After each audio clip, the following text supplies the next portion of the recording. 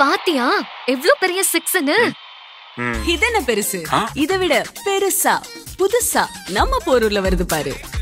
உங்க வீட்டுக்கு தேவையான AC, TV, fridge, washing machine மற்றும் எல்லா ஹோம் அண்ட் கிச்சன் அப்ளையன்சஸும் இப்போ ஒரே இடத்துல. நம்ம ராசியான கடை பூர்விகா அப்ளையன்சஸ் இப்போ போரூர்ல. பெருசா புதுசா. வணக்கம் நண்பர்களே. கடந்த ஆண்டு மார்ச் மாதம் லண்டனில் நம்மளோட இந்தியன் ஹை கமிஷன் ஆஃபீஸில் ஒரு மிகப்பெரிய ஒரு போராட்டம் காலிஸ்தான் பிரிவினைவாதிகள் நடத்தினாங்க. இந்த போராட்டம் பார்த்திங்கன்னா இந்த அம்ரித்பால் சிங் கைதிக்கு எதிராக அங்கே காலிஸ்தான் பிரிவினைவாதிகள் இந்த போராட்டத்தை கையில் எடுத்தாங்க. அதுவும் இந்திய கொடியை எடுத்துட்டு காலிஸ்தான் கொடியை அங்கே பறக்க விட்டாங்க. ஸோ அங்கே இருக்க நிறையா பொருட்களை சேதப்படுத்தினாங்க. இந்த சம்பவத்துக்கு கடுமையான எதிர்ப்புகள் இந்தியா தெரிவித்தாங்க. தொடர்ந்து இந்த பிரிட்டனோட போலீஸுக்கும் பிரிட்டனோட அரசுக்கும் மிகப்பெரிய ஒரு அழுத்தங்கள் கொடுத்துட்டு இருந்தாங்க. இப்போ இத்தனை மாதங்கள் கழித்து இந்த போராட்டத்துக்கு மூளையாக செயல்பட்ட ஒருத்தனை அரெஸ்ட் பண்ணியிருக்காங்க. இந்திரபால் சிங் அப்படின்றவனை ஹவுஸ்லோவில் இன்னைக்கு அரெஸ்ட் பண்ணியிருக்கிறதா செய்திகள் வந்திருக்கு. ஸோ இப்போ சமீபத்தில் இந்தியா இவ்வளோ அழுத்தங்கள் கொடுத்து இத்தனை மாதம் காலம் கழித்து இதுக்கான ஒரு முதல் அரெஸ்ட்டை இப்போ பிரிட்டன் செஞ்சுருக்காங்க. ஸோ இது ஒரு வகையில் இந்தியாவோட ப்ரெஷருக்காக இருக்கட்டும், இந்தியாவோட பாலிசிக்கு ஒரு வெற்றி கிடைச்சிருக்கு அப்படின்னு தான் நம்ம பார்க்கணும். ஆனால் அதே சமயத்தில் இன்னும் இது பெரிய விஷயமா மாறும். ஸோ இவனோட அரெஸ்ட்டுக்கு பிறகு எப்படி ஹர்தீப் சிங் நிஜாரோட கேஸுக்கு பிறகு இன்னும் அதிகமாக நிறைய இந்தியாவுக்கு எதிரான செயல்பாடுகள் ஆரம்பிச்சதோ அதே மாதிரியான விஷயங்கள் ஒருவேளை யூகேலையும் தொடரலாம். அங்கே இருக்கிற இந்திய அதிகாரிகளுக்கு இன்னும் ஒரு பதட்டமான சிச்சுவேஷன் உருவாகும் அப்படின்னும் ஒரு பக்கம் எக்ஸ்பர்ட்ஸ் கருத்துக்கள் தெரிவிக்கிறாங்க. ஸோ இதை பற்றின உங்களோட கருத்துக்களை மறக்காமல் கீழே கமெண்ட்டில் சொல்லுங்கள். நான் இதை முதல்ல உங்களுக்கு சொல்லணும்னு நினச்சேன். இன்றைக்கி ரொம்ப முக்கியமான தகவல் உங்களுக்கு வச்சுருக்கேன் சொல்கிறதுக்கு. ஸோ முடிஞ்ச அளவுக்கு ஸ்கிப் பண்ணாமல் வீடியோவை முழுசாக பாருங்கள். அப்போ தான் உங்களுக்கும் புரியும். சேனலுக்கு புதுசாக நண்பர்கள் வந்தீங்கன்னா சப்ஸ்கிரைப் பண்ணி உங்களோட ஆதரவுகளை கொடுங்க.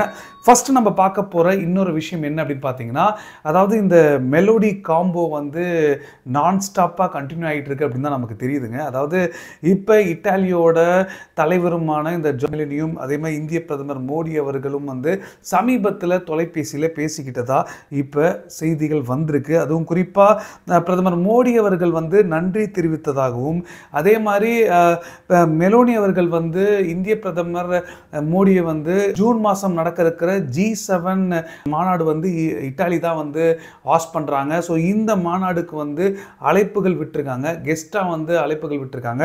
ஸோ இதுக்கு தான் பிரதமர் மோடி அவர்கள் நன்றி தெரிவிச்சிருக்காரு. அது மட்டும் இல்லாமல் தொடர்ந்து இட்டாலிக்கும் இந்தியாவுக்குமான ஸ்ட்ராட்டஜிக் பார்ட்னர்ஷிப் இன்னும் அதிகரிச்சுட்டு வந்துக்கிட்டு தான் இருக்குது அப்படின்னு பிரதமர் மோடி அவர்களும் இவங்க கிட்ட பேசினதா ட்வீட்டும் பண்ணியிருக்காங்க. ஸோ பொதுவாக இட்டாலியை பொறுத்தளவு உறவுகளை இந்தியா கிட்ட மேம்படுத்துறதுக்கு கடந்த ஒரு சில ஆண்டுகளாக நோட் பண்ணிக்கோங்க. ஏன்னா இதுக்கான முயற்சிகள் மேற்கொண்டுட்டு இருக்காங்க. இந்த இந்தோ பசிபிக் விஷயத்தில் எல்லாருமே படையெடுக்கிறாங்களே, அதுவும் யூரோப்பில் இருக்கிற ஜெர்மனியாக இருக்கட்டும், ஃப்ரான்ஸாக இருக்கட்டும், எல்லாருமே ஒன்றிணைஞ்சு செயல்படுறாங்களே இந்தியா கிட்ட. ஸோ நம்மளும் இந்த ரேஸில் கலந்துக்கணும் அப்படின்னு இட்டாலி ஒரு முடிவுகள் இருக்காங்க. இது மட்டும் இல்லாமல் டிஃபென்ஸ் கோஆப்ரேஷன்ஸ் அதிகரிச்சுட்டு வந்துக்கிட்டு இருக்காங்க. ஜெர்மனி, ஃப்ரான்ஸு, இன்னும் நிறைய நாடுகள் அதிகரிச்சுட்டு வந்துட்டு இருக்காங்க யூரோப்பில். ஸோ இதை நம்மளும் தவற விட்டுறக்கூடாது அப்படின்னு இட்டாலியும் தெளிவாக இருக்காங்க அப்படின்ற ஒரு விஷயம் மட்டும் நமக்கு புரியுது. ஸோ இதை தொடர்ந்து அடுத்து நம்ம பார்க்க போகிற இன்னொரு முக்கியமான ஒரு விஷயம் என்ன அப்படின்னு பார்த்தீங்கன்னா, கிட்டத்தட்ட இந்தியாவுக்கு ஒரு மிரட்டல் வந்திருக்கு அப்படின்னு தான் சொல்லணும். ஏன்னா சமீப காலமாக குறிப்பாக இந்தியா அர்மேனியாவை மிகப்பெரிய லெவலில் டிஃபென்ஸ் கோஆப்ரேஷன் ஒன்றிணைஞ்சு என்னென்ன தேவைகளோ அதுக்கேற்ற பூர்த்தி பண்ணுற வேலைகளை இந்தியா மேற்கொண்டுட்டு இருக்காங்க. ஸோ இது இந்தியா மட்டும் இல்லாமல் ஃப்ரான்ஸும் அர்மேனியாவுக்கு உதவிகள் சப்போர்ட் எல்லா விதமான விஷயங்களும் மேற்கொண்டுட்டு இருக்காங்க. அது மட்டும் இல்லாமல் கிரீஸும் இப்போ புதுசாக இணைஞ்சிருக்காங்க. ஸோ கிரீஸும் அர்மேனியாவுக்கு எல்லா விதமான உதவிகளும் பண்ணிக்கிட்டு இருக்காங்க. ஸோ இந்த ஒரு விஷயத்தை கண்டு, இந்த மாதிரியான ஒரு நகர்வுகளை கண்டு இப்போ அசர்பைஜான் சரியான ஒரு பதட்டத்தில் இருக்காங்க அப்படின்றது மட்டும் நமக்கு தெரியுதுங்க. ஏன்னா ரஷ்யாவோட நியூஸ் ஏஜென்சி டாஸ் இப்போ சமீபத்தில் ஒரு முக்கியமான செய்தியை வெளியிட்டிருக்காங்க. அசர்பைஜானோட தலைவர் இப்போ இந்தியாவோட இந்த செயல்பாடுகள், குறிப்பாக இந்தியா, ஃப்ரான்ஸு, கிரீஸோட இந்த செயல்பாடுகளை கண்டு அரண்டு போயிருக்காரு. அதுவும் காட்டமான ஸ்டேட்மெண்ட்டு வரிசையாக விட்டுட்டு இருக்காரு. அதாவது கோவத்தில் இந்த அளவுக்கு பேசுவாங்களா அப்படின்ற யோசிக்கிற அளவுக்கு அசர்பைஜான் இதுவரைக்கும் இல்லாத அளவுக்கு இந்த காட்டத்தை வெளி காமிச்சிருக்காரு. அதுவும் என்ன சொல்றாரு அப்படி பார்த்தீங்கன்னா, நாங்க ஒன்றும் சும்மா உட்காந்துக்கிட்டு இருக்க மாட்டோம். இந்த பிரான்ஸோ இந்தியாவோ கிரீஸோ எங்களுக்கு எதிராக நிறைய ஒரு உதவிகளை வந்து இந்த 3 நாடுகளும் பண்ணிக்கிட்டு இருக்காங்க. அது மட்டும் இல்லாமல் ரொம்ப தெளிவாக தெரியுது, இது அசர்பைஜானுக்கு எதிரான ஒரு நடவடிக்கையை ஓப்பனாகவே இந்த 3 நாடுகளும் செஞ்சுக்கிட்டு இருக்காங்க. இதுக்கு எங்களுக்கு எல்லா விதமான ஆதாரங்களும் இருக்கு அப்படின்னு அவர் சொல்லியிருக்காரு. இது மட்டும் இல்லாமல் நாங்கள் ஒன்றும் சாதாரண ஒரு நாடு இல்லை, இந்த மாதிரியான நகர்வுகளை கண்டு கையை கட்டிட்டு நிற்க மாட்டோம் அப்படின்ற விஷயங்கள் சொல்றாரு. இது மட்டும் இல்லாமல் நாங்கள் இதை வந்து ஒரு மிகப்பெரிய ஒரு சீரியஸ் த்ரெட்டாக தான் நாங்கள் பார்க்குறோம். அதே மாதிரி இதுக்கு சீரியஸான மெஷர்ஸும் நாங்கள் எடுப்போம் அப்படின்னு கிட்டத்தட்ட எச்சரிக்கைக்கு தான் விட்டுருக்காரு.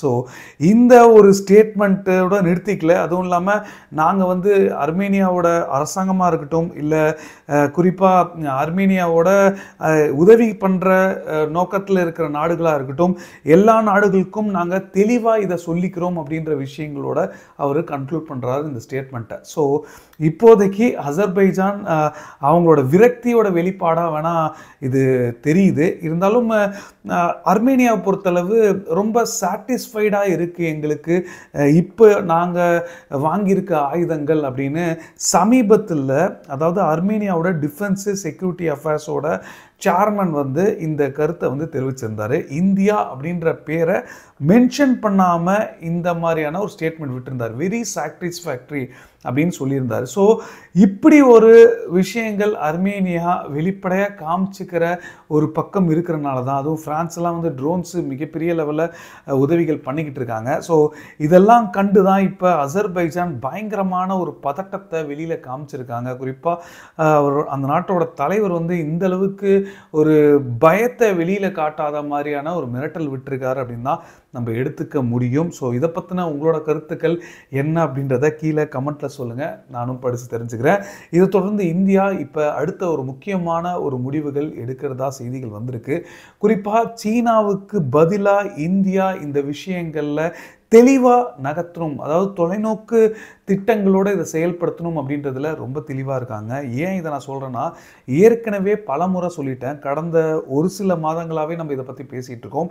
இந்தியா வந்து இந்த எலக்ட்ரானிக் வெஹிக்கிள் மார்க்கெட்டை ரொம்ப சீரியஸாக எடுத்துக்கிட்டு இருக்காங்க. ஸோ எலக்ட்ரானிக் வெஹிக்கிள் அது உள்நாட்டு நிறுவனங்களாக இருக்கட்டும், இல்லை வெளிநாட்டு நிறுவனங்களாக இருக்கட்டும், ஸோ இது கண்டிப்பாக ஃபியூச்சராக இருக்க போது இதனால் மிகப்பெரிய ஒரு மாற்றம் கொண்டு வர முடியும் அப்படின்னு கருதுகிறாங்க. ஸோ இந்திய நிறுவனங்களோட பங்குகள் கூட இந்த செக்டாரில் கொஞ்சம் கொஞ்சமாக வளர்ச்சி பார்த்துக்கிட்டு வந்துட்டுருக்கு.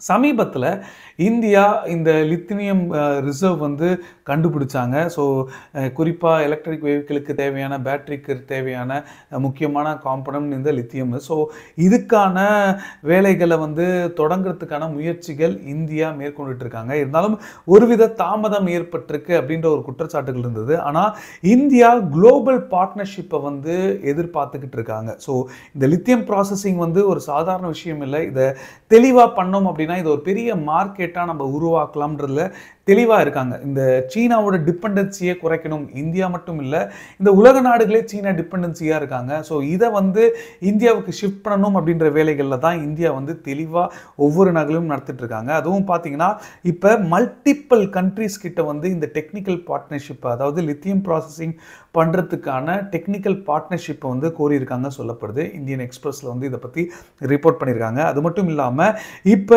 இந்தியா வந்து எமர்ஜிங் லித்தியம் மைனிங் எலக்ட்ரிக் வெஹிக்கிளுக்கான ஒரு வேலைகளை தொடங்கியிருக்காங்க. ஸோ இதனால இப்போ இருக்கிற இண்டஸ்ட்ரீஸ் வந்து இதை அதிகமாக வந்து கவனம் செலுத்திட்டு இருக்காங்க. இது கண்டிப்பாக சீனாவோட டிபெண்டன்சியை மிகப்பெரிய லெவலில் குறைக்க வைக்கிறதுக்கான முயற்சிகள் தான் அப்படின்னு கருதுகிறாங்க. ஸோ இது மட்டும் இல்லாமல் ஏற்கனவே இந்த விஷயங்களில் ஆஸ்திரேலியாவோடையும் அமெரிக்காவோடையும் கடந்த ஆண்டு பேச்சுவார்த்தைகள் நடத்தியிருக்காங்க அப்படின்னும் சொல்லப்படுது. நம்மளோட கவர்மெண்ட் ஏஜென்சியும் அதே மாதிரி பிரைவேட் ஃபர்ம்ஸும் வந்து இதுக்கான முயற்சிகள் நடத்தியிருக்காங்க அப்படின்னு சொல்லப்படுது. இந்த 2 நாடுகள் மட்டும் இல்லை, இதே மாதிரி பிரைவேட் ஃபர்ம்ஸ் நிறையா வந்து இந்த பிரிட்டனு, ஜப்பானு, சவுத் கொரியா, அப்புறம் பொல்வியா, ஸோ இந்த நாடுகள்கிட்டையும் வந்து இப்போ இதுக்கான இந்த டெக் டிரான்ஸ்ஃபருக்கான வேலைகளை வந்து தொடங்கியிருக்காங்க. ஸோ பேச்சுவார்த்தைகள் மூலமாக தொடங்கியிருக்காங்கன்னு சொல்லப்படுது.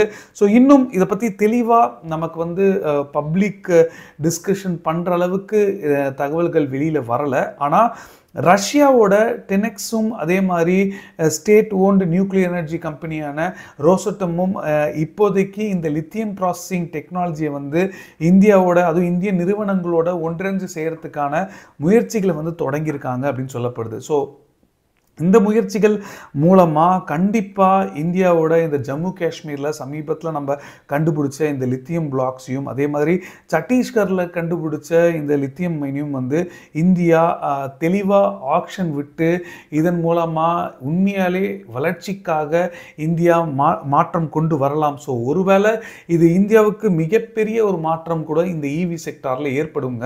ஸோ இப்போ எலக்ட்ரிக் வெஹிக்கிள் அதிகரிக்கும், நிறைய விதமான எலக்ட்ரானிக் ப்ராடக்ட்ஸ் வந்து சீனாவை விட எப்படி 90 காலகட்டத்துக்கு பிறகு சீனா கடகடன்னு இந்த விஷயத்தில் வந்து மாறுபட்டாங்களோ அதை விட இந்தியா இந்த ஒரு முயற்சிகளை மாற்றம் கொண்டு வர முடியும்னு நம்புகிறாங்க. ஸோ எப்படி இது இந்தியாவுக்கு சாதகமாக அமைய போகுது, எந்த மாதிரி இதை பயன்படுத்த போகிறாங்க அப்படின்னு நிறைய கேள்விகள் இருக்குது. இதுக்கான விடை பொறுத்திருந்து தான் பார்க்கணும்.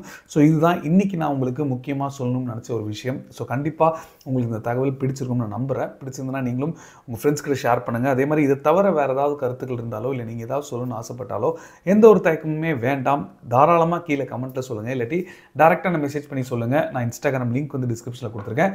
ஸோ கடைசி வரைக்கும் இந்த வீடியோ பார்த்த அனைவருக்கும் நன்றி. ஜெய்ஹிந்த், பாய்.